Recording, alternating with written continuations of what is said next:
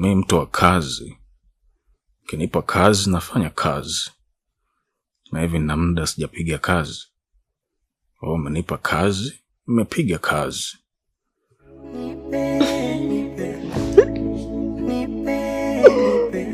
Kazi.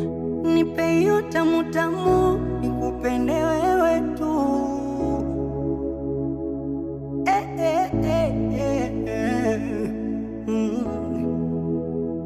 Tamu tamu. Ya Super Royal Sports ambayo ilichezeshwa barozi wetu Abigail Chams siku ya Julai 5. Kwanza sikuamini na nijisikia faraja sana. Nakumbuka nilikuwa ninaona mechi ya Ujerumani. Kwanza nililala bila kula na nililala bila kuoga pia. Nikiwaza ni kweli hili jambo ni la kweli. Unajishughulisha na shughuli gani? Mimi ni mfanya biashara wa nafaka. www.pmbet.co.tz. Kupitia hapo unaweza ukaweka bashiri zako, huenda wewe ukawa mshindi wa draw ijayo.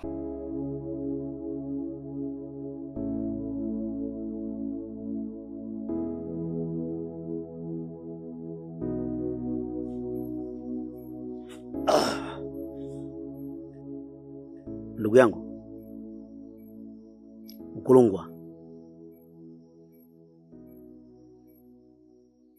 Mkulungwa. Nakusikia Kavumba.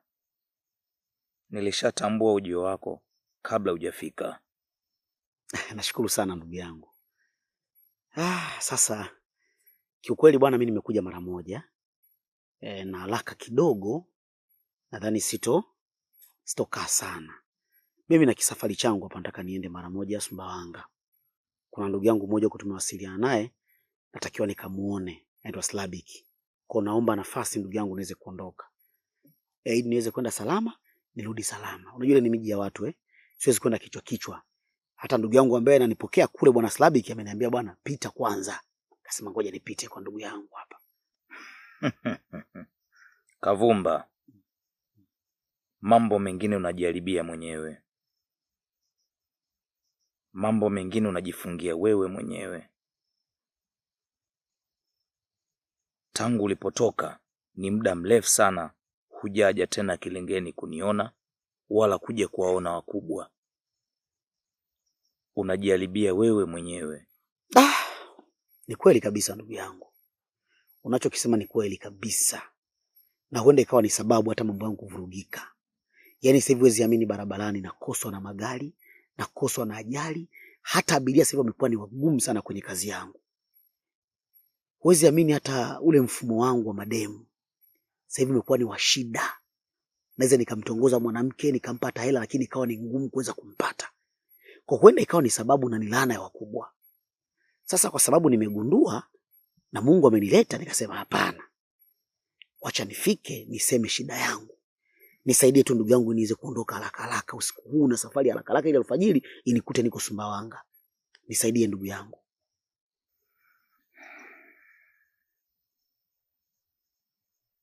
Sawa, leta mkono.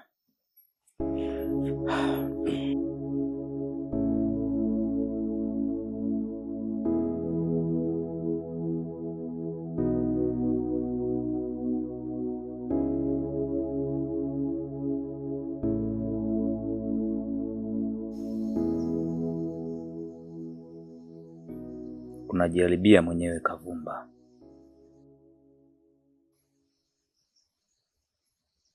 Unajiharibia mwenyewe. Sikukutengeneza hivi.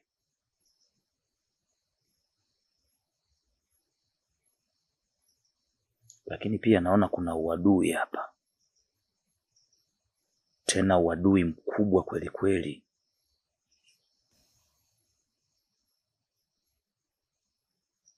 Na laiti kama usingefika siku ya leo, huu uadui ungeweza kuondoka na nafsi yako. Na kilichokusaidia hapa mpaka uko hai mpaka leo ni kwa sababu ya ile kinga ambayo nilikuwekea awali. Na hata hiyo safari uliyokuwa umepanga kuondoka siku ya kesho ndio ilikuwa safari yako ya mwisho. Usingerudi huko. Sasa Mkulungwa, ndio maana niko hapa. Hebu naomba unisaidie. Nikiangalia namna walivyotengeneza uadui, uwezekano wa kukusaidia upo. Nina uwezo wa kukusaidia. Lakini wewe umesema unataka kuondoka sasa hivi. Lakini kwa kazi iliyopo hapa, hauwezi kuondoka sasa hivi. Kwa sababu itabidi niingie bandani kwangu kwa ajili ya kwenda kuchukua mnyama kwa ajili ya kafara ili kutengua uadui. Kwa hivyo itabidi ulale ili tuweze kushughulikia kwa sababu ya kutengua uadui. Mkulungwa, hii safari yangu ni haraka. Nitachelewa safari yangu. Hebu nifanyie haraka tu niondoke. Hilo utachagua wewe. Uwahi usirudi au uchelewe upone.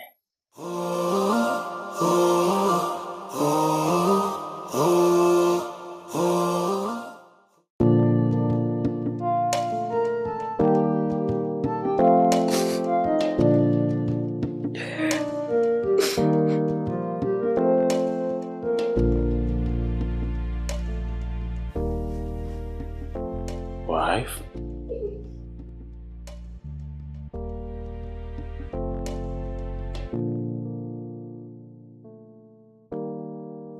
Oh, come on. Nini?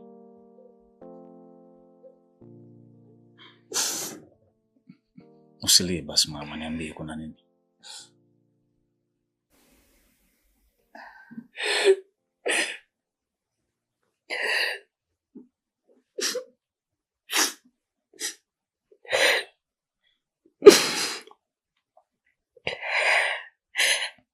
Asubuhi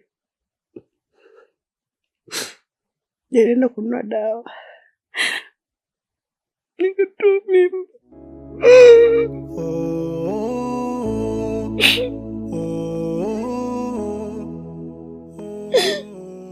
Najisikia vibaya.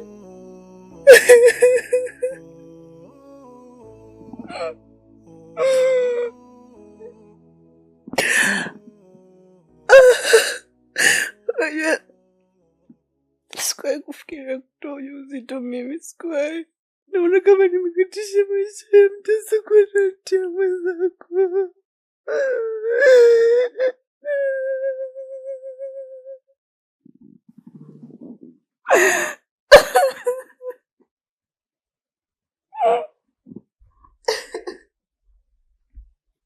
Okay. Relax. Come on.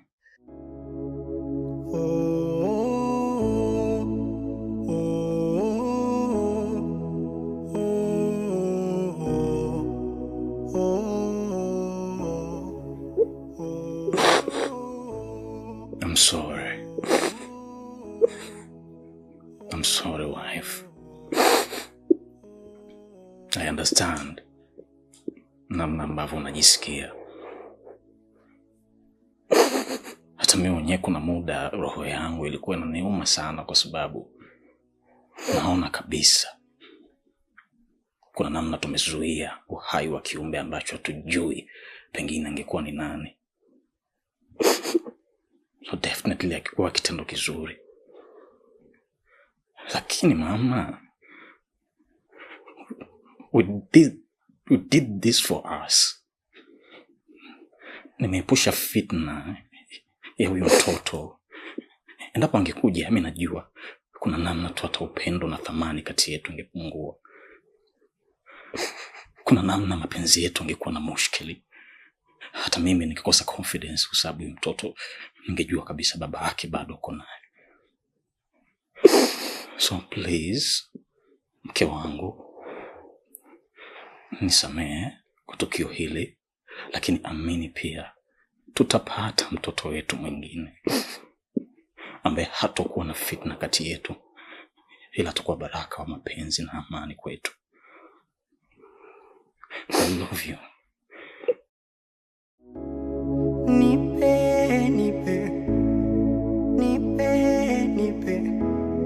nipe hesabu ya kukokotoa, tuishi milele jibu nikipata. Nipe, nipe, nipe, nipe, nipe hiyo tamu tamu, nikupende wewe tu. Dunia ino dunia. Mama, vipi? Baba, nimekaa katika hii nyumba takribani miaka 15. Nalipa kodi. Leo nilipitisha siku 3 tu. Nafukuzwa mimi baba.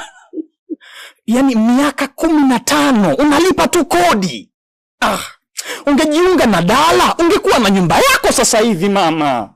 Sikia, Dala ni kampuni itakayokuwezesha kufanya ujengewe nyumba na kukabidhiwa kwa ajili ya kuishi, huku ukiwa unalipa kidogo kidogo kwa kila mwisho wa mwezi kwa kima kinachoanzia Laki1. Na ukimaliza rejesho lako lote, hiyo nyumba inabaki kuwa ya kwako moja kwa moja. Yaani maana yake ni kwamba wakati wenzako wanahangaika kulipa kodi kwa ajili ya kumnufaisha mwenye nyumba, wewe sasa unatumia kodi hiyo hiyo kwa ajili ya kumiliki nyumba yako. Kwa kuwa wewe ni mgeni, anza na kupata application ya Dala kwa ajili ya kuweza kupata maelekezo zaidi na kuanza kupata hii huduma. Mimi sitaki uteseke kwa ajili ya makazi. Ukiwa na Dala lazima uwe na kwako.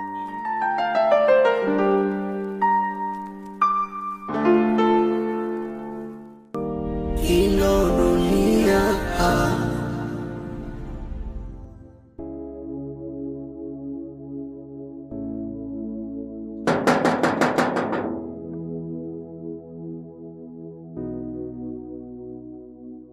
Najua hunifahamu na mimi sikufahamu. Nimekufahamu kwa kupitia huyu mwanangu. Nimekuja hapa kwa kumwombea msamaha. Hivi kumbe wewe naye alikuwepo? Yaani mamangu, ni kweli mimi nimefanyiwa kitu kibaya. Lakini huwezi amini mamangu, mimi nimeshaachilia. Yaani nilisamehe tena siku nyingi kabisa. Kwa sababu mimi walivyonifanyia hivyo kitu ambacho niliamua, nilienda kanisani, nilipiga goti kwa Mungu. Niliomba Mungu, nikamwachia Mungu wangu. Na nimeshaachilia. Sasa mimi nashangaa mnavyokuja kuniomba msamaha. Hapana mwanangu. Mwanangu nimemuuliza, kanielekeza kila kitu walichokifanya na amekosea. Kama mimi mama ni mwanamke, wamefanya kosa kubwa sana. Ndio maana nimekuja hapa, nimekuja kuomba msamaha.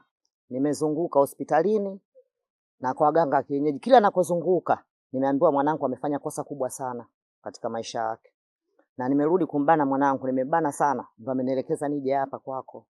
Ndio maana kuja kwangu kote kukuomba msamaha na kuomba msamee mwanangu.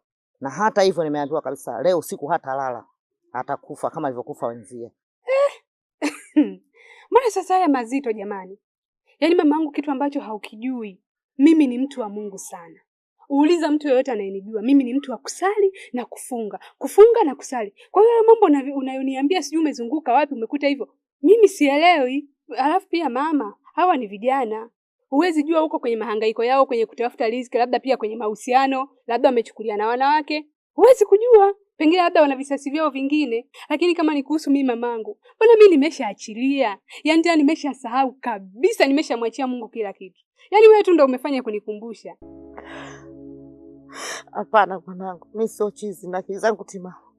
Nimepita nyumba ngapi nikaja kwako. Naomba kama kuna gharama yote mimi nitakulipa. Hadi mwanangu apone.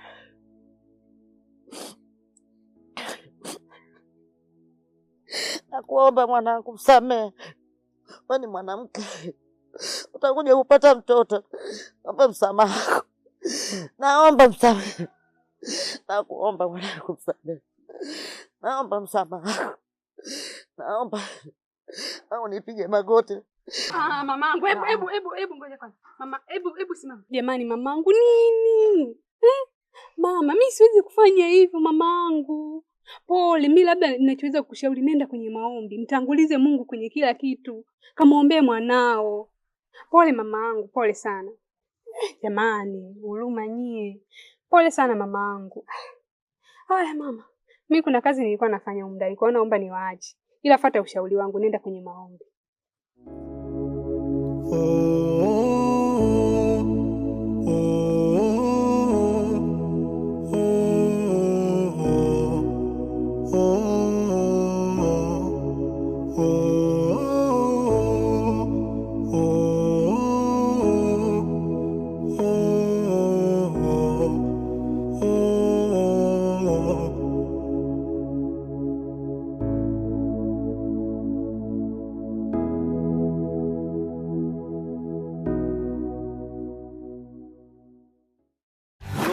ya Super Royal Sports ambayo ilichezeshwa balozi wetu Abigail Chams siku ya Julai 5. Kwanza sikuamini na nijisikia faraja sana. Nakumbuka nilikuwa ninaona mechi ya Ujerumani. Kwanza nililala bila kula na nililala bila kuoga pia.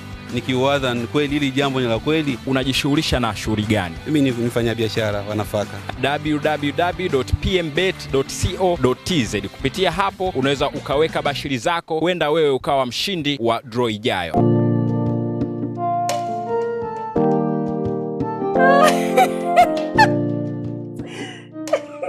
Unajua hapo shida iko wapi Sweetheart? Unashindwa tu kukubali ukweli kwamba timu yenu mbovu. Yaani nyinyi mmecheza tu kocha kashatimuliwa. Mara nini? Kashatimuliwa. Kwa mpira gani basi? Yaani kinachowabeba ni ule uchawi. Ni kwamba tu mnadawa kali, wanga basi. Hamna chochote. Mtu mtata ukiangalia hata pichi yenyewe pale hamna ambacho kinafanyika. Ni uchawi tu, hamna lolote. Yaani kama uchawi na nyie simroge. Yaani nyie uchawi mnafungwa mara 6 mfululizo. I stay, mimi ndo ningekuwa wewe na shabikia hiyo timu. Siningesha jinyonga. Baba wa nguvu kabisa unashabikia timu mara 6. Sasa hapo la iko wapi? Sasa wewe katika akili tu ya kawaida. Ukiangalia saizi jinsi ambavyo umejitengeneza. Mnafikiri hiyo Champions League kuna sehemu yote ambayo mnaweza mkafika? Kwa game gani basi zilizochezwa?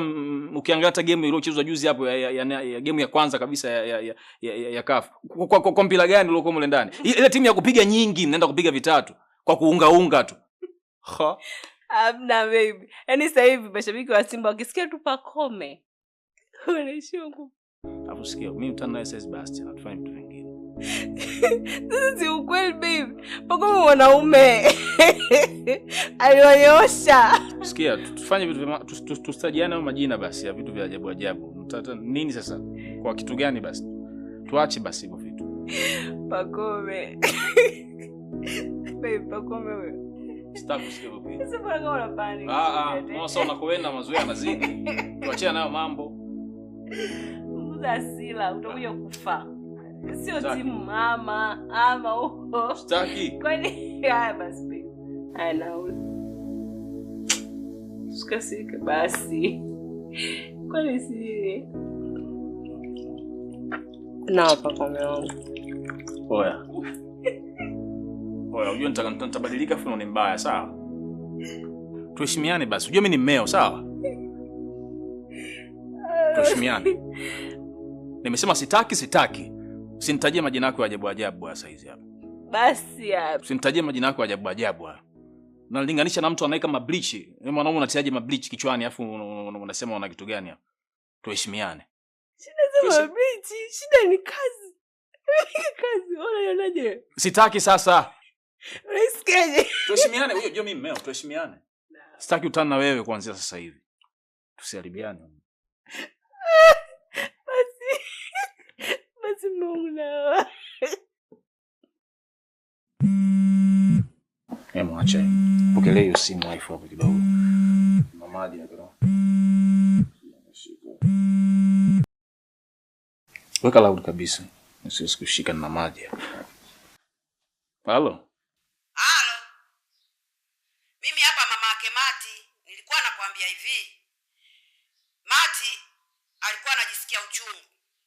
Nimempeleka hospitali kajifungua kwa operation. Lakini kuna gharama hapa zinahitajika kama 300,000 hivi. Sasa na hiyo hela tuma kwenye namba hii. Maana simu ya Mati ninayo mimi. Lakini pia hongera babangu. Kapatikana mtoto wa kiume. Halo.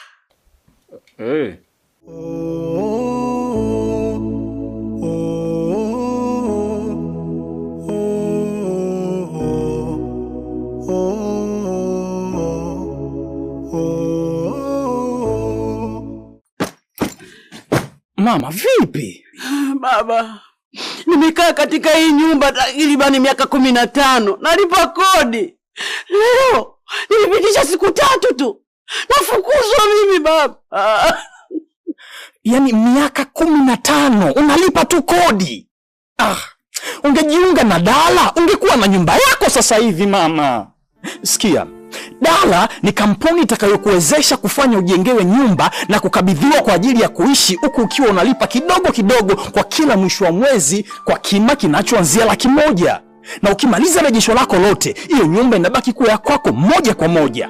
Yaani maana yake ni kwamba wakati wenzako wanahangaika kulipa kodi kwa ajili ya kumnufaisha mwenye nyumba, wewe sasa unatumia kodi hiyo hiyo kwa ajili ya kumiliki nyumba yako. Kwa kuwa wewe ni mgeni, anza na kupata application ya Dala kwa ajili ya kuweza kupata maelekezo zaidi na kuanza kupata hii huduma. Mimi sitaki uteseke kwa ajili ya makazi. Ukiwa na Dala lazima uwe na kwako.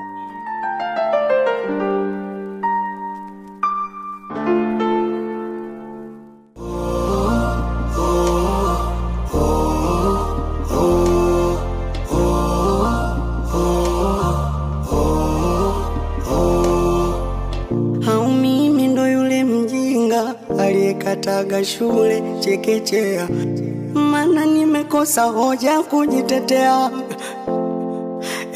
Inanikunja inanipinda pinda dunia, tofauti na mama alivyonilea, maana nimekosa nguvu kujitetea. Nimeoza ndani kwa ndani, natembea ingali nimekufa, mawazo yameniweka mtu kati, kujiongoza siwezi, bora tange kwa ndege angani, kwa mbawa zangu ningeruka, thamani ya utu wangu bei ya chapati. Dunia shule inayofunza mema na mabaya, dunia wajuaji na wapumbavu wa Mungu.